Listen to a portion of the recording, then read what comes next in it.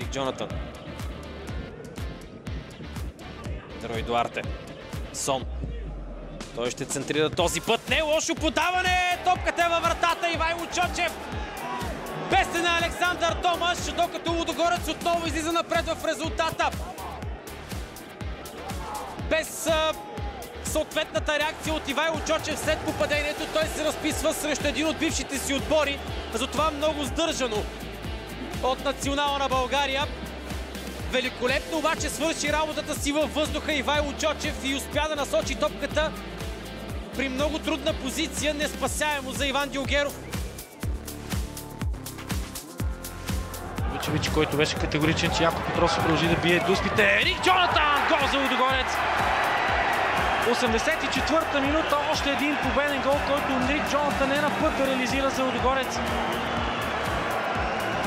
Изключителен футболист, много силен на дрибъл. Говорихме, че той обаче е способен, когато демонстрира своя дрибъл, да завърши с попадение, дали ще бъде от средна, дали ще бъде от далечна дистанция.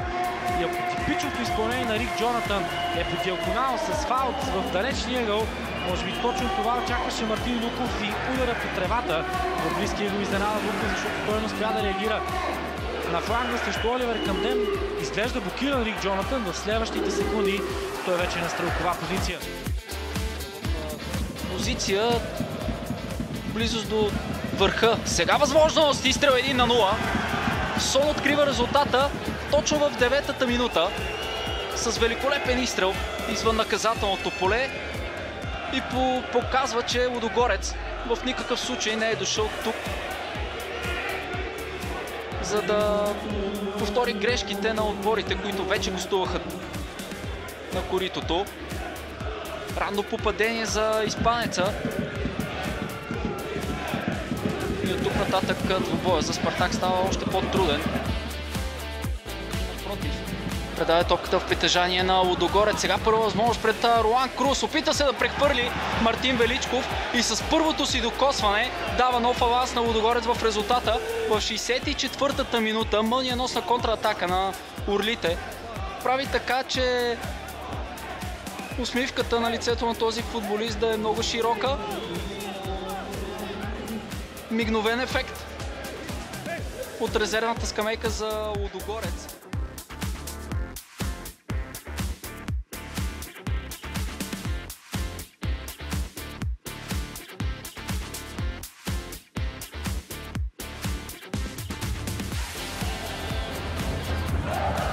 Педро Нарес с извеждащо подаване към Спас Делев. Спас Делев овладява топката на границата на наказателното поле, стреля 4-0 за Лудогорец. Великолепно изпълнение от страна на Спас Делев, който отбелязва едно от най-хубавите попадения от началото на този кръг. Страхотно подаване от страна на Педро Нарес и добър контрол от Спас Делев.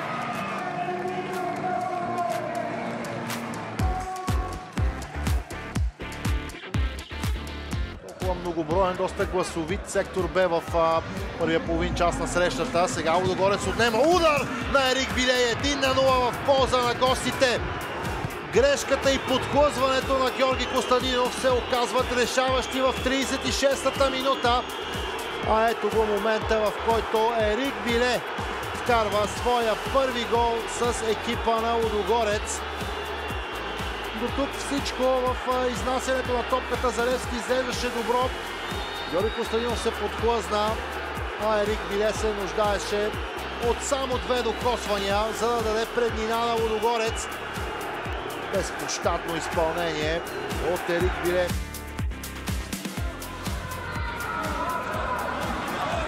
Хайо Видал. Много центриране. Квадводуа стреля 2-0 за Лудогорец. Втора асистенция от началото на срещата за Дени Групер. А ето какво носи Квадводуа, когато е на терена за своя тим. Хайо Видал към Дени Групер и Квадводуа, който оставя Анатолий Господинов безпомощен.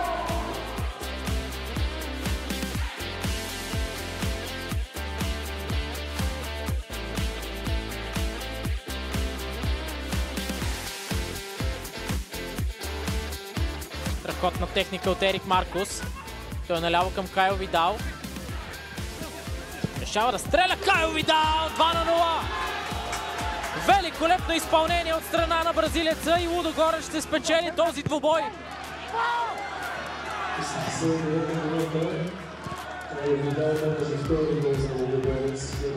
Кайо Видал, човекът, който трябваше да бъде заменен от Георги Русев и вероятно ще бъде заменен сега, оставя отпечатъка си върху двубоя по възможно най-добрия начин.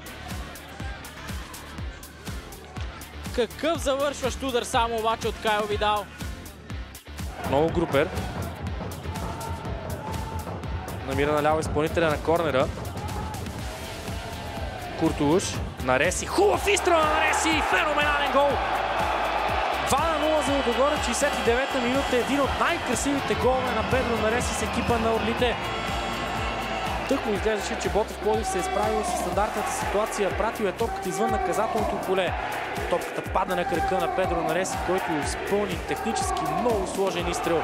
Забележете фалца, как топката се отдалечава от Ханс Кристиан Бернат, но и траекторията при снижаването на топката по време на нейния полет. Как изобщо Бернат е хване този удар?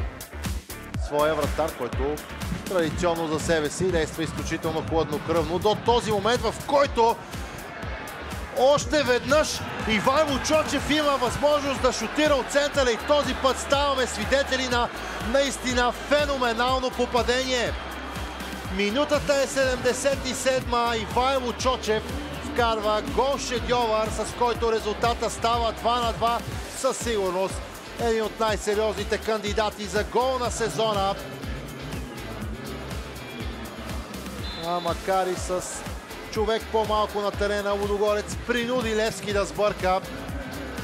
А за тим, разполагащ с толкова много класа, втора покана не е нужна.